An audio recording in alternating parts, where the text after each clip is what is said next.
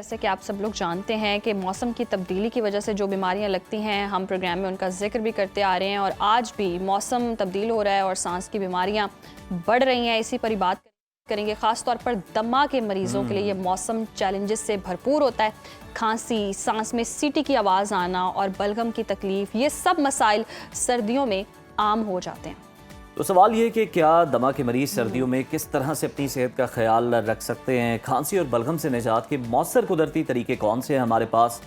सांस की राह को आसान स्मूथ बनाने के कौन से महफूज और हर्बल नुस्खे मौजूद हैं जिनका कोई साइड इफेक्ट भी नहीं है, ताकि जनाब सर्दियों में दमा के जो मरीज़ हैं वो भी आराम से सांस ले सके, क्योंकि बहुत ज़्यादा है। तो आइए इन्हीं तमाम तर मसाइल के हवाले से डिस्कस कर लेते हैं, इनका हल भी जान लेते हैं। मारूफ हर्बलिस्ट इसहाक फ़रूख साहब हमारे साथ मौजूद हैं। इसहाक साहब, वेलकम टू सुनो पाकिस्तान।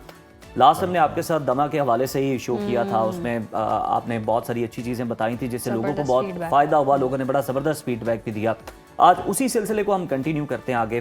पहले तो ये बता दीजिएगा कि लोगों के जो सवालात हैं हम उन्हीं को ज़्यादा ज़ेरे बहस लाते हैं। जी जी। एक सवाल ये भी था कि दमा कितनी इकसाम का होता है, क्या इसकी भी मुख्तलिफ इकसाम होती हैं और हर किसी का इलाज मुख्तलिफ होता है?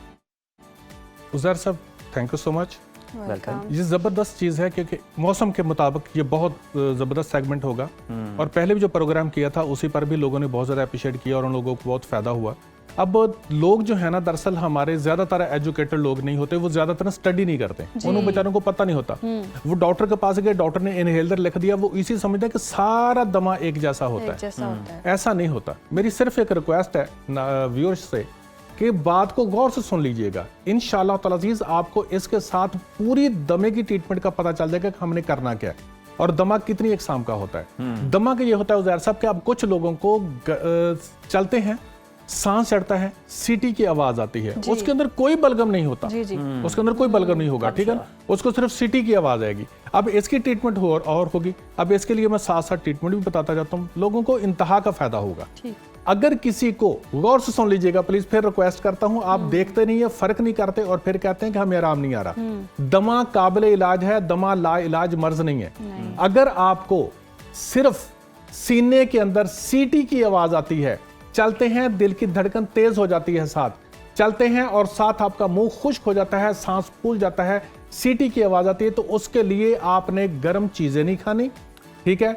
दूसरा आपने ये करना है कि किसी भी कंपनी का लाउक सिपस्तान, किसी भी कंपनी का ले लें, वो आपने लेकर इस्तेमाल करना है, आधी चम्मच सुबह, दोपहर, शाम। लेकिन दमा चंद दिनों के अंदर खत्म नहीं होता, ना ही इसके ऊपर असर होता है। ये ऐसी बीमारी होती है जो सालों में आई है और महीनों में जाती है, ठीक है जी? एक तो ये चीज है कि अगर ऐसी किसी को प्रॉब्लम हो तो उसके लिए लाउक सिपस्तान इस्तेमाल करें। दूसरा ये, कुछ लोग ऐसे होते हैं उनके सीटी की आवाज भी आती है, लेकिन जब सांस लेंगे ना तो उसको भी और जो साथ बैठा होता है उस शख्स को भी वाज़े पता चलता है कि जैसे सीने के अंदर बलगम है और खरड़ खरड़ की आवाज आ रही है। और ये अक्सर होता है, आप भी सुनेंगे, दमे वाला जो मरीज होगा उसको खरड़ खरड़ की आवाज भी आ रही होगी, ठीक है। और जितने दमे के मरीज होते हैं ये साथ कॉन्स्टिपेशन के, कब्ज के पेशेंट लाजमी होंगे, उसके लिए भी आपको बताऊंगा साथ। अब आपने इसके लिए क्या करना है, इसके लिए ये आपने करना है कि पहले भी जो मैंने फार्मूलेशन बताई हुई है वो भी है, मलट्ठी है, बर्गबांसा है, दूसरी चीजें हैं, वो इस्तेमाल कर लें। साथ इसके ये है लाउक, ख्यार, शंबर, किसी भी पंसार स्टोर से जाएंगे इजीली मिलेगा आपको लाउक, ख्यार, शंबर। इसकी आधी चम्मच सुबह, दोपहर, शाम इस्तेमाल करें। इसके साथ उज़ैर साहब ये चीज होगी, जो सीने के अंदर बलगम है ना वो उखड़ के बाहर आ जाएगी। बलगम का कोई भी रंग हो, परेशान ना होइएगा। दूसरी बात ये, लोग परेशान किस वक्त होते हैं? परेशान उस वक्त होते हैं उज़ैर साहब कि जब उन्होंने कुछ खाना शुरू किया ना, मेडिसिन लेनी शुरू की, अब बलगम उखड़ेगी। जब बलगम उखड़ती है ना तो सांस पहले से कुछ तंग होने लग जाता है, क्योंकि वो पहले बलगम जमी हुई थी, अब वो उखड़ी है, नालियां फुल हो गई हैं, क्योंकि उसने खांसी आके बाहर निकलना है, तो लोग परेशान हो जाते हैं। प्लीज परेशान ना हुआ करें, आप थोड़ा सा सब्र करें, उसी वक्त उस मेडिसिन को छोड़े नहीं, साथ उसके भाप लें, स्टीम लेना शुरू कर दें। आप सफेदे के पत्तों की स्टीम लेना शुरू कर सकते हैं, ठीक है। अदरक, पुदीना, बड़ी इलायची, इसका कहवा पीना शुरू कर दें। अदरक का पानी जो है वो साथ शहद के अंदर मजीद मिक्स करके पीना शुरू कर दें, इसके साथ बलगम मजीद उखड़ के बाहर आ जाएगा। जैसे सीना साफ हो जाएगा इंशाल्लाह ताला अजीज उसकी ठीक हो जाएगी। अच्छा इसहाक साहब, ये भी होता है, हम देखते हैं कि दमा के जो पेशेंट हैं उनको जिस तरह अगर ये दवाइयाँ लग गई हैं तो वो फिर सारी ज़िंदगी दवाइयाँ खा रहे होते हैं, ये अगर इलाज करें तो फिर दवाई छूट जाएगी? छोटी मैंने ना अल्हम्दुलिल्लाह कोई 100 नहीं हजारों के हिसाब से दमे के मरीज ऐसे हैं जो इनहेलर ले रहे थे 20-20 साल के। अच्छा, मैंने उनको ट्रीटमेंट जब किया तो अल्हम्दुलिल्लाह उनसे कहता हूँ कि साइकिल चलाओ, सही मेडिसिन छोड़ने के महीना बस साइकिल चलाओ। अल्हम्दुलिल्लाह पेशेंट ऐसे हैं जो साइकिल चलाते हैं, हाइकिंग करते हैं, सब कुछ है। ये सब हमारी मिथ बनी हुई है कि होता एक्चुअली स्टीरॉयड है। मरीज थोड़ा सा हौसला करे, इंशाल्लाह ताला अज़ीज़ उसके दवाइयां छूट जाती हैं, ये कोई नहीं रहती। अब तीसरी किस्म जो है दमे की, तीसरी किस्म, इसके लिए ये चीज होती है कि खांसी आएगी पेशेंट को, ठीक, इतनी खांसी आती है ना उसको, खांस खांस के बेचारे को छोटी सी हल्की सी सफेद रंग की बलगम निकलती है खांस खांस के। और पंजाबी जुबान में या आम हमारे जो लोग हैं वो पता क्या कहेंगे कि उथू आ गया।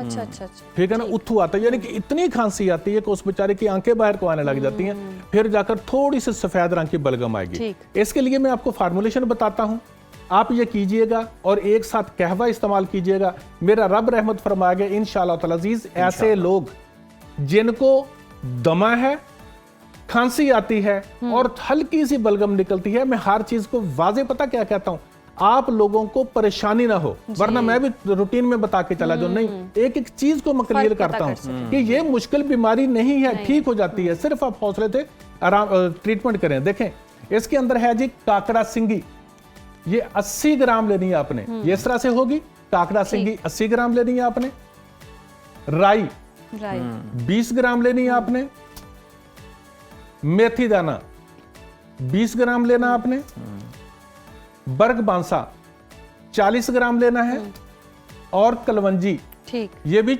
40 ग्राम लेनी है। इन तमाम चीजों को बारीक पीस लें, सही, बारीक पीस के इसकी आधी चम्मच सुबह दोपहर शाम इस्तेमाल करें, और इसके साथ एक कहवा सुन लें, दारचीनी ठीक, 1 इंच का टुकड़ा, बड़ी इलायची 1 अदद, अजवाइन देसी 1 चुटकी, यानी कि आधी चम्मच से थोड़ी सी कम हो। सही, इसको 1 कप पानी में जो छोटा कप होता है उसके अंदर डालें, हल्की आंच पर ढांप कर पकाएं, जब आधा रह जाए इसको पीना शुरू कर दें। एक्चुअली ज़रा सब होता यह है कि बलगम उस वक्त इतनी पतली होती है कि वो बाहर आ नहीं रही होती और फेफड़े कमजोर होते हैं, वो खांसी आती है कि बाहर निकल जाए, सही, क्योंकि कोई चीज भी अल्लाह ताला का शुक्र है, रब ने हमारी बॉडी ऐसी बनाई है कि नुकसान देने वाली चीज हमारे जिस्म में रुकती नहीं है। आपको उल्टी आ जाती है, आपको मोशन आ जाए, सिर्फ इसलिए कि जो नुकसान देने वाली चीज है वो बाहर निकल जाए। बलगम भी इसी तरह से होती है कि जब आपके सीने में होती है तो आपको ये होता है कि ये बाहर निकल जाए, वो निकल नहीं रही होती, जमी हुई होती है। जब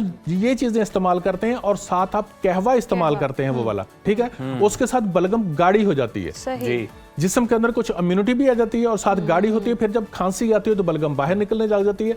आपको उथू आना, अगर आप ये इस्तेमाल करें जी 7 दिन के अंदर इंशाअल्लाह ताला जी उथू आना आपको बंद हो जाएगा और आपको नॉर्मल हो जाएगा। बच्चों के हवाले से कहा जाता है कि ये तो अपनी बलगम निकाल ही नहीं पाते, मतलब बड़े तो खांस लेते हैं, लेकिन बच्चों के लिए बड़ी मुश्किलात होती हैं, तो उनके लिए भी क्या यही है या कोई और चीज है जो कि उसके लिए हम बच्चों को देखें, बच्चों के लिए ऐसी चीजें खा नहीं सकते जी। बच्चों को मेरे पास जितने भी आते हैं ना, खांसी, नजला, जुकाम, बुखार के जो भी होते हैं, इनकी एक तो हम ट्रीटमेंट करते ही नहीं, ठीक है ना, इनको मैं सिर्फ कहवे देता हूँ अल्हम्दुलिल्लाह ठीक। जितने भी एमबीबीएस डॉक्टर बैठे दवाइयां देते हैं ना, वो मैं सिर्फ कहवों से ठीक करता हूँ। आप बच्चे को ना यही जो मैंने कहवा बताया है, ये कहवा इस्तेमाल कराएं, और किशमिश लें, रात सुबह के टाइम पर आप भिगो दें उसको, साफ करके धो के उसके तिनके निकाल के रात के टाइम पर, सुबह के टाइम पर भिगो दें उसको, ठीक है जी।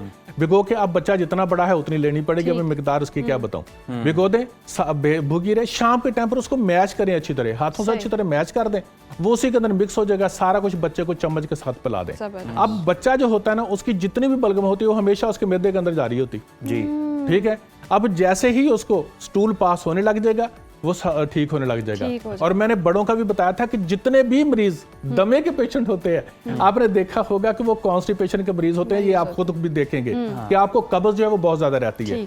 इसलिए मैं कोई लंबी चौड़ा ट्रीटमेंट नहीं बताता, मैं अपनी कोई फार्मूले नहीं बताता। तो मुझसे जी वक्त जरा हमारे पास थोड़ा सा कम है, हम आखिर में ये जानना चाहते हैं कि गला पकना एक बहुत बड़ा मसला है जी, और डॉक्टर्स के पास जाएं तो फौरी ऑपरेशन के हवाले से वो कहते हैं कि रेकमेंड यही करते हैं, उसका भी कोई इलाज है? कोई लोग ऑपरेशन से बच जाएं, पैसा भी लगता है, वक्त भी लगता है, परेशानी भी होती है। मैं जबरदस्ती और जल्दी से एक फार्मूलेशन बता देता हूँ। हमारे मेंटर हकीम साहब और मुल्तानी साहब जो हैं, उनका एक फार्मूलेशन है। मैंने आज तक कोई ऐसा पेशेंट जिसका गला पका हुआ हो, डॉक्टर ने कहा हो जो ऑपरेशन करना पड़ेगा, टेम्परेचर हो रहा है, बुखार हो रहा है, मैंने आज तक नहीं देखा कि उसकी बचत ना हुई, वो अल्हम्दुलिल्लाह ठीक होता बगैर ऑपरेशन के। वाह। ये है रीठा। रीठा आम मिल जाता है, किसी पंसार स्टोर से जाना, उसे कहना कि यार एक रीठा दे दे, मुफ्त में दे देगा आपको। एक ये मुफ्त का इलाज है आपका, कोई पैसे नहीं लगेगा। इसको आपने तोड़ेंगे, इसको जब तोड़ेंगे तो उसकी गिरी निकाल देनी है। इसका जो छिलका होगा, ठीक है ना, इसके छिलके को आपने 1 गिलास पानी के अंदर बॉयल करना है। ठीक है। जब इसको 2-3 बॉयल आ जाए ना, इसको उतारें और इसका पानी जो है उसके साथ गरारे करें। ये खाने वाली चीज है। ये देखें, मैंने तोड़ा, पता क्यों है? ताकि आप लोगों को पता चल जाए कि वाकई खाने वाली चीज है, वो मुंह में लगा। जिस तरह आपने तोड़ा, अगली दफा लगता है मैं दांतों का सेगमेंट करना। ये देखें, ये इसकी निकल गई और ये है छिलका। ठीक है, ये इतना ही पकाना है। ठीक है जी, आप इसको पकाएंगे, इसके साथ आपने गरारे करने। जब गरारे करेंगे ना, मुंह में लेसदार सा पानी आएगा, उसको बाहर फेंकते जाना। अगर निगल भी लेंगे तो कुछ फर्क नहीं पड़ता, लेकिन इसको पीना नहीं है क्योंकि दिल की घबराहट पैदा करता है। सिर्फ इसके गरारे करें और साथ दूध गर्म करके रख लें। पहले नीम गर्म दूध हो, साथ ही जैसे गरारे कर लिए, उसके बाद दूध पिए। ठीक है जी। जिस बंदे को एक लुकमा भी अंदर नहीं जा रहा था, डॉक्टर कहते थे, और मरीज भी ये है, पिटते हुए आते हैं कि डॉक्टर साहब कुछ नहीं, पानी नहीं अंदर जा रहा, रोटी नहीं खाई जा रही, इंशाल्लाह ताला जी उसके साथ दूध भी पिएगा। क्या बात है, मतलब ऑपरेशन का मुतबादिल ये सिर्फ एक रीठा। 100% सर, मैं गारंटेड कहता हूँ। बहुत शुक्रिया। और मुफ्त में।